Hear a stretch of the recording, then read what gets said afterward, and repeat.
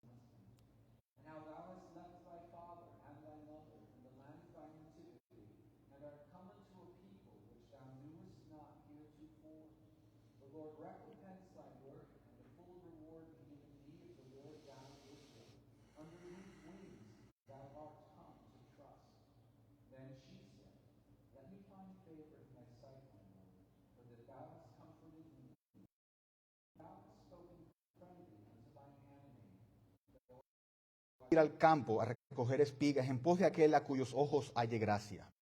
Ella le respondió, ve, hija mía. Partió pues y espigó en el campo en pos de los segadores, y fue a la parte del campo que pertenecía a Elimelec, a Boz, que era de la familia de Elimelec. En ese momento vino Boz de Belén y dijo a los segadores, el Señor sea con ustedes, que el Señor de aquí, si no quédate con mis criadas. Fíjate en el campo donde ellas ciegan y síguelas, pues he ordenado a los siervos que no te molesten. Cuando tengas sed, ve a las vasijas y bebe del agua que sacan los siervos. Ella bajó su rostro, se postró en tierra y le dijo, ¿por qué he hallado gracia ante sus ojos para que se fije en mí, siendo yo extranjera? Vos le respondió, todo lo que has hecho por tu suegra después de la muerte de tu esposo me ha sido informado en detalle, y cómo dejaste a tu padre, a tu madre y a tu tierra natal, y viniste a un pueblo que antes no conocías. Que el Señor te recompense tu obra y que tu pago sea completo de parte del Señor, Dios de Israel, bajo cuyas alas has venido a refugiarte. Entonces ella dijo, Señor mío, he hallado gracia ante sus ojos, porque me ha consolado y en verdad ha hablado con bondad a su sierva, aunque yo no soy ni como una de sus criadas. Amén. Oremos. Gracias, Padre, por tu palabra. Señor, bendice ahora la predicación y el oír tu santa palabra, Padre, que todo sea para tu gloria y tu honra y según tu voluntad. Oramos en el nombre de nuestro Señor Jesucristo. Amén. Pueden sentarse. Hoy seguimos con nuestro estudio del libro de Ruth y hoy llegamos a un punto que es crucial, un punto que es importante, supervisión directa. Su mano está activa en todo lo que sucede, en todo lo que sucede. Por ejemplo, en Mateo 6, nuestro Señor nos dice que Dios alimenta a los pájaros, a las aves del cielo, y que viste también a las flores del campo. Y Jesús usa eso como base para decirnos que no tenemos por qué estar ansiosos por nuestras vidas, porque cada detalle de su creación está en Dios. Dios obra sobre toda su creación. En Mateo 10 también nos dice nuestro Señor que los gorriones mueren por su mandato. Por su mandato. Hasta dice que el número de tus cabellos están ¿qué? Están contados, ¿verdad? Están contados. Así de detalle obra nuestro Señor. El nivel de detalle en el que Dios supervisa su creación es increíble, es insondable. Y a eso se le llama ¿cómo? La providencia divina. La providencia de Dios. ¿Y qué quiere decir la providencia? Si se acuerdan, en nuestro estudio bíblico dijimos que la providencia quiere decir que Dios sostiene continuamente a toda su creación y obra de manera soberana en todo lo que sucede, y así Él dirige a todas sus criaturas, a los eventos, para lograr sus propósitos. Él obra sobre todo, en detalle, ¿para qué? Para lograr sus propósitos. Y por tal razón, nada lo toma por sorpresa. Dios no dice, oh, no lo vi venir. Oh, ¿qué hiciste? No sabía que ibas a hacer eso. Dios no habla de esa manera. Dios no reacciona de esa manera. ¿Por qué? Porque todo Él lo determina. Por lo que no hay razón, hermanos, para que estemos desanimados o amargados por las cosas por las cosas que sucedieron en el pasado, y no hay razón para estar ansioso tampoco por el futuro, porque Dios todo lo gobierna.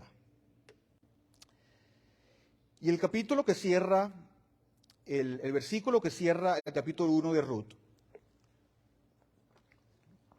si se acuerdan, el capítulo 1 cierra de esta manera. Así volvió Noemí y Ruth la moabita, su nuera con ella, volvió de los campos de Moab y llegaron a Belén al comienzo de la siega de la cebada. ¿Verdad? No llegaron en otro momento, sino que en la providencia de Dios, ellas llegan ¿cuándo? Al comienzo de la siega de la cebada. Por la providencia de Dios, ese es el momento en que ellas están llegando a Belén, ¿verdad? El capítulo 1 abre con hambre, abre con tristeza, abre con muchos problemas, pero cierra con esperanza, cierra con al menos algo de comer.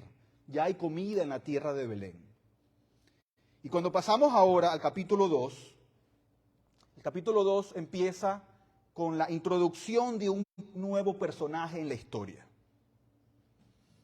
¿verdad? Un nuevo personaje que expande esa esperanza del último capítulo, del último versículo del capítulo 1. El capítulo 2 empieza. Noemí tenía un pariente de su marido, un hombre de mucha riqueza, de la familia de Elimelec, el cual se llamaba Boz. Ahora, obviamente, desde la perspectiva de Noemí y de Ruth, en este punto de la historia, Boz era solo un hombre, ¿verdad? Era solo un hombre. Y cuando el autor lo presenta, aquí en el capítulo 2, ni Ruth ni Noemí están buscando a Boz. Es más, Ruth ni siquiera conoce que existe un Boz, ni siquiera. Pero el autor del libro nos dice, ustedes que están leyendo la historia, yo quiero que sepan y que sean conscientes de que hay un hombre, de que se llama Boz, y que él se vuelve importante en la historia. Y en el versículo 1 vemos dos cosas que son importantes acerca de Boz. Primero, nos dice que es pariente del esposo de Noemí. Que es pariente del esposo de Noemí. casualmente, qué casualidad, ¿verdad? El autor usa esas palabras de manera sarcástica. Casualmente resulta ser alguien que está relacionado con la familia. Pero no solo eso, también es un hombre de mucho dinero. ¡Wow! ¡Qué casualidad! ¡Qué suerte! De repente aquí en la historia hay un hombre con estas características importantes. Ruth en este punto no sabe nada acerca de vos. Ella solo sabe que necesita poner comida en la mesa para ella y para su suegra. ¿Verdad? En el versículo 2 la historia avanza. Luego que se nos presenta este nuevo personaje, el versículo 2 dice, y Ruth la Moabita dijo a Noemí, te ruego que me dejes ir al campo a recoger espigas en pos de aquel. ¿Quién será aquel? A cuyos ojos halle gracia. Ella le respondió, ve, hija mía. ¿Verdad? Lo que ven aquí es que Ruth ve una necesidad. Ruth dice, bueno, tenemos que comer. Y ella, con gozo y de buena gana, asume el trabajo manual más básico y más duro para proveer para sí misma y para su familia. Ella sale al campo a espigar, a traer algún grano para que ella y Noemí puedan comer. Pero ahora la pregunta es, ¿por qué ella va a recoger espigas y no busca hacer otra cosa? ¿Por qué eso? Y bueno, tenemos que entender que antes de los eventos del libro de Ruth, Dios había diseñado un sistema para proveer a los más necesitados. Y quiero que lo veamos por un momento. Vayamos al libro de Levítico 19. Levítico 19, versículo 9.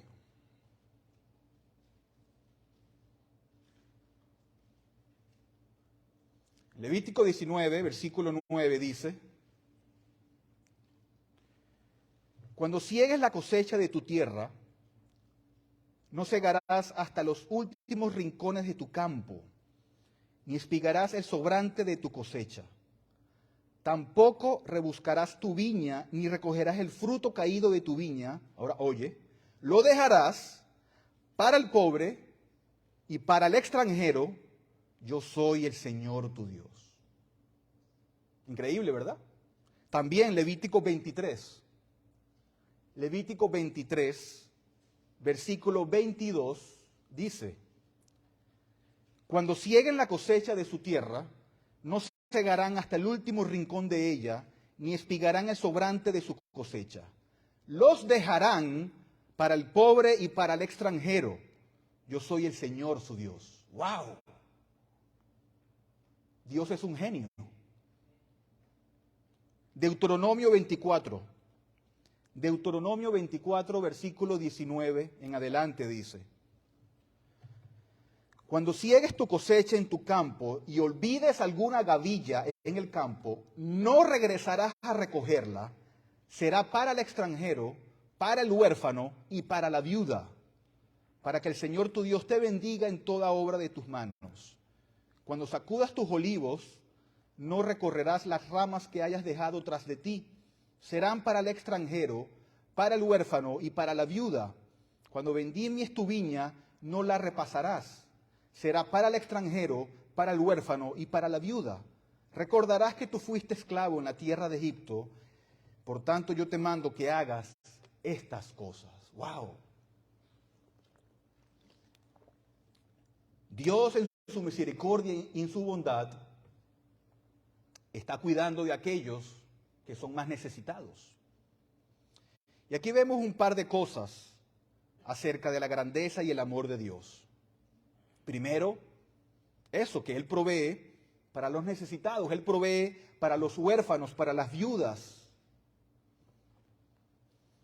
¿Cómo lo hace? Instruyendo a los dueños de tierras cómo deben de cosechar.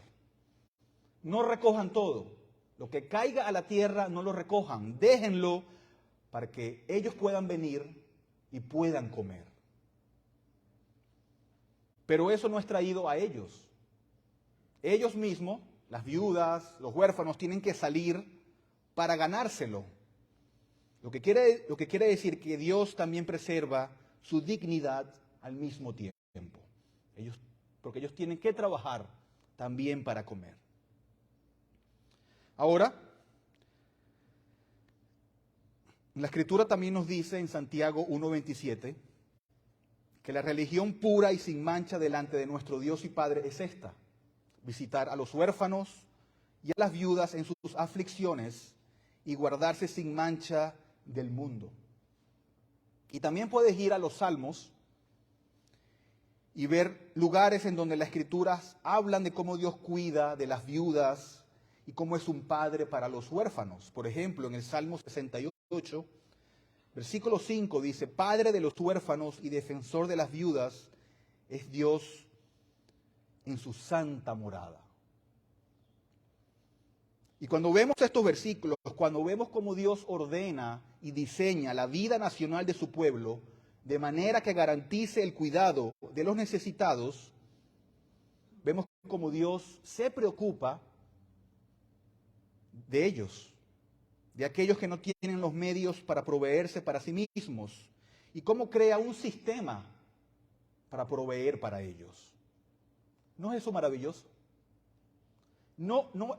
Eso nos indica de cómo nosotros debemos ser como una sociedad, como un país, como una nación. Debemos de cuidar al más necesitado, al más vulnerable. Esa es la sabiduría y la misericordia de Dios. Y las que son viudas aquí dentro de la congregación, aquellos que han perdido a sus padres y sienten ese vacío, tienen que comprender que Dios manifiesta su amor y que Él cuida de cada uno de ustedes. Él cuida de cada uno de ustedes. Dios es un Dios lleno de gracia y lleno de misericordia, de gran amor y de gran compasión. Nuestro mundo se siente atraído por las celebridades, por los ricos y los famosos. Pero Dios tiene su ojo en aquellos que están solos, en aquellos más necesitados. Ese es nuestro gran Dios y nuestro gran Salvador. Él les dice: yo cuidaré de ti, yo seré un padre para ti, yo seré tu protector. Y Ruth 2 es una prueba de eso. Ruth 2 es una prueba de eso. Así que Ruth aquí está haciendo exactamente lo que la ley de Dios le pide que haga como viuda: ir y recoger espigas. Pero sabemos que la naturaleza humana es egoísta, ¿verdad que sí? El hombre no quiere dar nada gratis. El hombre no tiene compasión por el necesitado. Y no todos los dueños de tierra son tan generosos como Dios. Algunos quieren todo para ellos. Ese es el corazón humano. Y Ruth reconoce eso cuando dice en el versículo 2, te ruego que me dejes ir al campo a recoger espigas en pos de aquel en cuyos ojos halle gracia. Ruth dice: necesito ir y encontrar a alguien que me permita recoger espigas. Y Noemí le dice: ve, hija mía. Versículo 3 empieza de esta manera: partió pues y espigó en el campo en pos de los segadores. ¿Verdad? Imagínate que tú eres nuevo en el área, ¿verdad? Yo me acuerdo cuando yo llegué aquí a Laredo, que yo no sabía a dónde ir, cuál calle agarrar, que me perdía y decía: pero ¿por dónde llego otra vez a la casa? ¿Dónde está la iglesia? Bueno, así estaba Ruth. Ruth no sabía, ella era nueva en el área, y ella por casualidad llega a un campo a trabajar. Ella no conoce el lugar, ella no sabe a dónde ir, ella solo está caminando y decide ir a un campo de los que está viendo para recoger espigas. ¿Y a dónde llega? Versículo 3 sigue: y fue a la parte del campo que pertenecía a Booz, que era de la familia de Elimelec. ¡Qué casualidad! En la Reina Valera lo pone de esta manera. Y aconteció que aquella parte del campo era de Booz, el cual era de la familia de Elimelec. Cuando nos vamos para el lenguaje original, dice, su suerte cayó sobre el campo de Booz. Sin que Ruth lo supiera, cuando estaba caminando, ella entra en este campo y pide trabajar. Sin que ella lo supiera, sin ninguna intención, sin ninguna planificación, se encontró en el mismo campo de un pariente de su difunto suegro. ¿Casualidad? Suerte. El destino. ¿Cómo pasó esto? ¿Había alguna fuerza impersonal? El universo, las energías la estaban guiando. Dios nos libre de pensar de esa manera. Dios nos libre de pensar de esa manera. Lo que tienes aquí en el versículo 3 es un ejemplo de Dios siendo el Dios de los detalles y Dios dirigiendo todas sus criaturas y todos los eventos para cumplir su voluntad. Cada detalle. Así obra la providencia divina. Dios obra sus propósitos a través de las acciones de los hombres, aunque éstos desconozcan por completo lo que está sucediendo. Ruth simplemente estaba cumpliendo con su deber humano y su deber básico de buscar comida. Tengo que buscar comida, tenemos que comer. ¿A dónde puedo ir? Bueno, este campo se ve bonito, voy a entrar. Y ella va allí sin saber las consecuencias de su acción. Ella solo hace lo que sabe que Dios dijo en su ley para que una viuda tenga comida. Y cuando realmente comprendes cómo funciona la providencia divina, ves que la providencia divina es mucho más grande que cualquier cosa que podamos contemplar. La providencia divina no es Dios forzando a cada persona a hacer lo que Él quiere que hagan. Él no fuerza a nadie. La grandeza de su poder y su capacidad para implementar su voluntad en la humanidad es tal que Él puede obrar a través de las acciones de cada persona, aun cuando estos no sepan lo que está sucediendo. Las personas simplemente se ocupan de sus asuntos diarios, tomando decisiones basadas en lo que saben en ese momento. Vino voz de Belén y dijo a los segadores, el Señor sea con ustedes. Vemos que hay una piedad en la forma en que este hombre interactúa con sus propios trabajadores. Y ellos dicen en respuesta que el Señor te bendiga. Así que existe un ambiente piadoso en donde Booz es el líder, en donde él refleja el propio carácter de Dios en su preocupación por sus trabajadores. Es un hombre que es piadoso, pero también es un hombre soltero. Que ese es un detalle muy importante también. Versículo 5.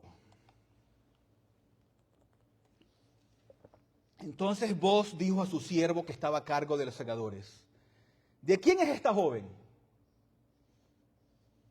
¿Verdad? Algo le llama la atención a Booz. ¿De quién es esta joven? Me acuerdo la primera vez que vi yo a mi esposa. ¿De quién es esta joven? ¿Verdad? Algo le llama la atención a Booz. Y le pregunta al capataz, ¿quién es ella? El versículo 6 dice, y el siervo a cargo de los segadores respondió, es la joven moabita que volvió con Noemí de la tierra de Moab. Y ella me dijo, te ruego que me dejes espigar y recoger tras los segadores entre las gavillas.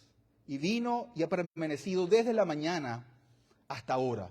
Solo se ha sentado en la casa por un momento. ¡Wow! Trabajando y trabajando. Todo el día trabajando. En el versículo 8, Boaz se dirige a ella y se encuentran. ¿Verdad? Yo leo esto y es muy romántico, ¿verdad? Mejor que las novelas mexicanas o que las novelas, venezolanas. Versículo 8. Entonces Boaz dijo a Ruth: oye, hija mía, no vayas a espigar a otro campo, tampoco pases de aquí, sino quédate con mis criadas. Fíjate en el campo donde ellas ciegan y síguelas, pues he ordenado a los siervos que no te molesten. Cuando tengas sed, ve a las vasijas y bebe del agua que sacan los siervos. ¡Wow! Hermoso. Él viene y él extiende su protección a Ruth.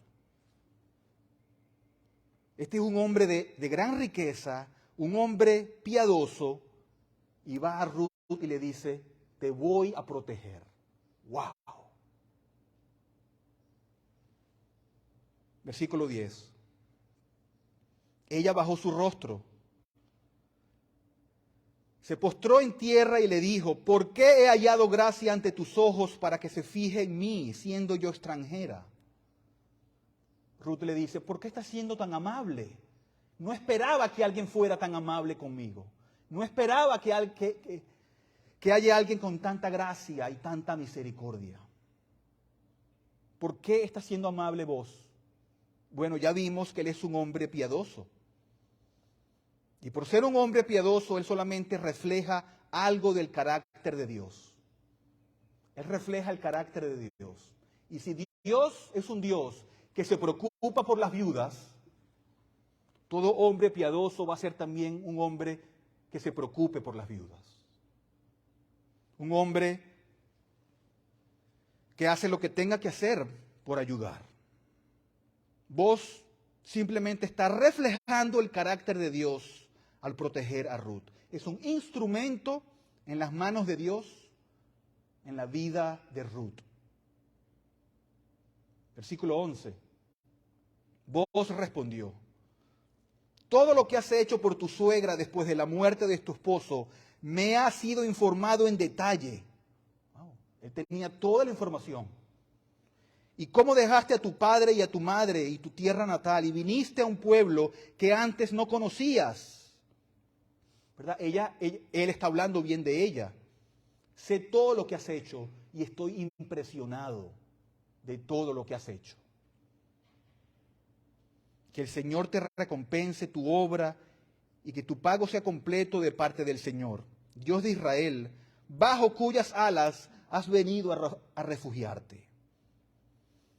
13. Entonces ella dijo: Señor mío, he hallado gracia ante sus ojos, porque me ha consolado y en verdad ha hablado con bondad a su sierva, aunque yo no soy ni como una de sus criadas. ¿Verdad? Vemos una humildad en Ruth. No me merezco lo que estás haciendo por mí. Yo no soy como tus criadas. ¿Por qué estás haciendo eso? Vemos un encuentro maravilloso. Boaz está impresionado por todo lo que Ruth ha hecho por su suegra. Y Ruth también está impresionada por todo lo que Boaz hace por ella. ¿Cómo no se van a enamorar? Un gran primer encuentro. Un gran primer encuentro.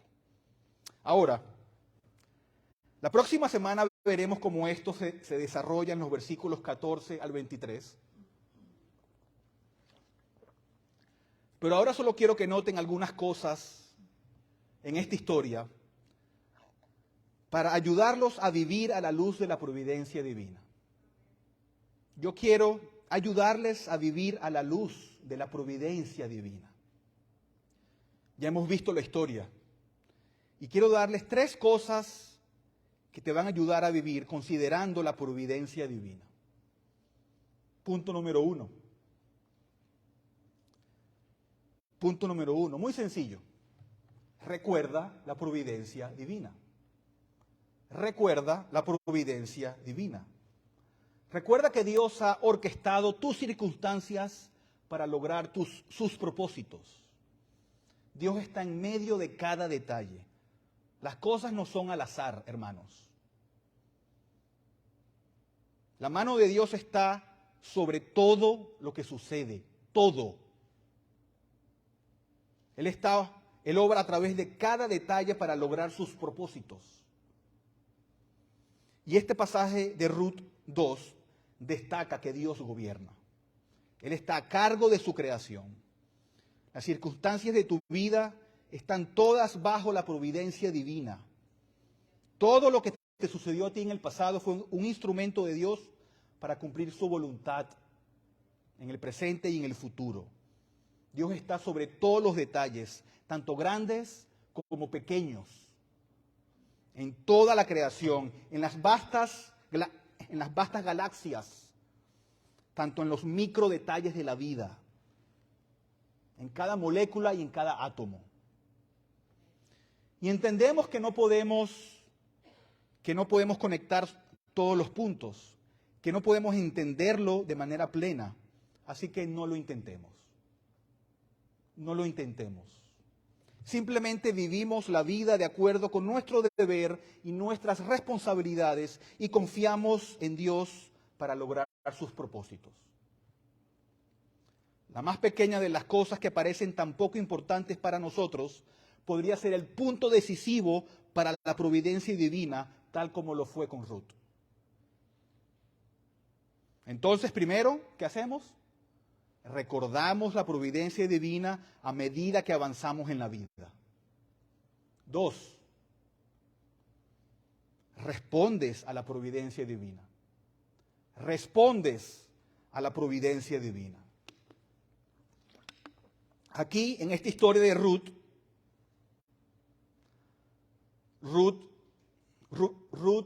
no le dice a Noemí, voy a salir para buscar un esposo. ¿Le dijo eso?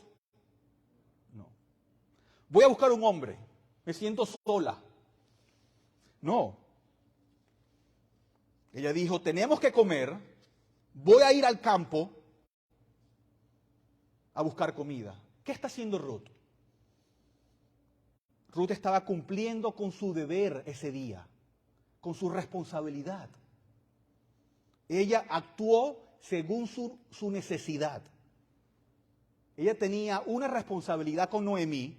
Esto es lo que tengo aquí y esto es lo que tengo que hacer. Muy simple. Ahora, cuando nosotros estemos en momentos de prueba, cuando estás en un momento de aflicción y no sabes qué hacer, debes de responder a tus circunstancias, no perdiendo el tiempo pensando y diciendo, ay, si hubiese hecho aquello, si hubiese hecho eso, si hago esto, o sea, tal vez suceda esto o aquello. No, no hagas eso. No especules sobre el futuro que no conoces. No, lo que tienes que preguntarte es, ¿cuál es mi deber para el día de hoy? ¿Cuál es mi responsabilidad el día de hoy? Y la providencia divina, hermanos, no es una excusa para que estés inactivo y pasivo, para quedarte sentado en tu casa. Ruth hubiese dicho, no, Dios está en control de todo, yo me quedo aquí en la casa sentada y esperando que las cosas lleguen del cielo. ¿No? La providencia divina quiere decir que tú actúas según tus responsabilidades diarias, según lo que tienes día a día. Si tienes una familia, te ocupas de tu familia. Si tienes un trabajo, te ocupas de tu trabajo. Si no tienes trabajo, ¿qué haces? Buscas un trabajo. Te ocupas de tus responsabilidades, te ocupas de tus problemas diariamente, sin esperar que las cosas te lleguen del cielo. Te preguntas, ¿cuál es mi deber para este día? Vas y lo haces, esperando que Dios haga su voluntad, así en la tierra como en el cielo. Y en tercer lugar, ¿verdad? Ya hemos visto primero, recuerdas, y segundo, respondes. En tercer lugar, tenemos otra R, reposas, descansas en la providencia divina. Hoy cantamos, en su sabia providencia, yo paciente esperaré. En su sabia providencia, yo paciente esperaré. ¿Verdad? La providencia divina quiere decir que tú puedes descansar y puedes reposar en lugar de preocuparte. En lugar de decir, ¿y si hubiera hecho otra cosa? Si me hubiera casado con otra persona. No dejes que tu mente vaya allí, hermano y hermana. No dejes que tu mente vaya allí. Reposa en la providencia y di, esto es lo que Dios estaba obrando en mi vida. Y el pasado está cerrado y no necesito volver allí atrás. Y debes descansar en la providencia aun cuando no vemos solución a corto plazo. Los resultados de los eventos de Ruth, ¿cuánto se tardaron? Más de una década. Más de una década. Dios obró en su providencia. Y Dios obra en su providencia, no en nuestro corto tiempo aquí en la tierra. Él lo extiende con el tiempo, con los años y con las décadas. Piénsenlo. ¿Qué tuvo que pasar para que Ruth se conociera a Booz? Primero, Noemí tuvo que salir con su familia de Moab. Segundo, tenían que conocerse en Moab. Tenía que casarse con uno de sus hijos. Tuvieron que volver para Belén. Y todo eso a través de los años, de los años y de los años. Por lo que tenemos que ser pacientes. Tenemos que ser pacientes. ¿Verdad? Yo siempre me acuerdo que para que yo llegara aquí para Laredo, todo fue un proceso. No fue casualidad que alguien de Laredo, también es de Michigan, y iba para la misma iglesia que yo iba en Michigan. ¿Es eso casualidad? No. Todo estaba bajo la providencia divina. Y tenemos que entender que la providencia divina obra lentamente. Obra lentamente. Y tú y yo no sabemos y no tenemos ninguna idea de cuáles serán las consecuencias finales de nuestras decisiones. Y tenemos que ser pacientes y descansar en la providencia divina. Después del pecado, ¿cuánto se tardó para que nuestro Señor muriera en la cruz? Miles de años.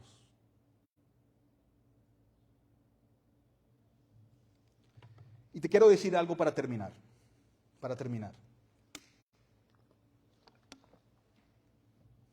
Si somos impacientes en la vida, tu impaciencia con la providencia divina es una señal de que no has abrazado completamente esta verdad. Tu impaciencia indica que necesitas dar un paso atrás y descansar aún más. Cuando entiendes la providencia divina, reposas porque entiendes que Él te sostiene en sus brazos. Dios tiene el control, Dios está a cargo de todo y eso es lo único que necesito saber. Y en su providencia Él envió a su Hijo a morir por tus pecados si eres cristiano. ¿No es eso maravilloso? Eso es maravilloso. Y cada una de nuestras decisiones, Él está obrando en cada una de esos detalles. Amén. Oremos. Gracias, Padre, porque eres el Dios de los detalles. Eres el Dios que obra en cada situación y en cada circunstancia, Padre. Te damos gracias porque tú controlas cada una de las cosas y tú te mueves en todas las cosas, Padre. Ayúdanos tanto a recordar, a responder y a reposar, Señor, en tu providencia. Ayúdanos, Padre, a que podamos vivir vidas con gozo, sin angustias y sin preocupación, porque sabemos que tú tienes el control de cada una de ellas. Padre, sé con cada uno de mis hermanos aquí presentes y pon gozo, Padre, en sus corazones. Que podamos entender que cada día debemos hacer nuestra vida diaria, nuestras responsabilidades, nuestros deberes y que tú obras en todas esas cosas. Gracias por el día de hoy. Te damos toda la gloria y toda la honra, Señor, solo a ti. Y oramos en el nombre maravilloso de nuestro Señor Jesucristo. Amén.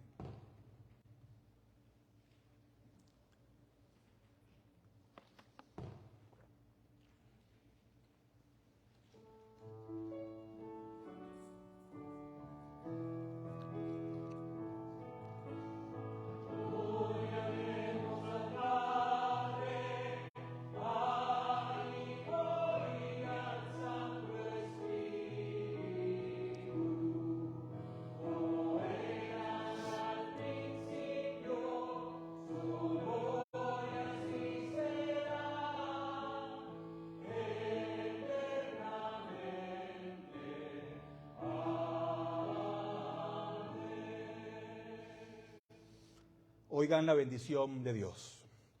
Que el Señor te responda en el día de angustia, que el nombre del Dios de Jacob te ponga en alto, que desde el santuario te envíe ayuda y desde Sión te sostenga. Amén.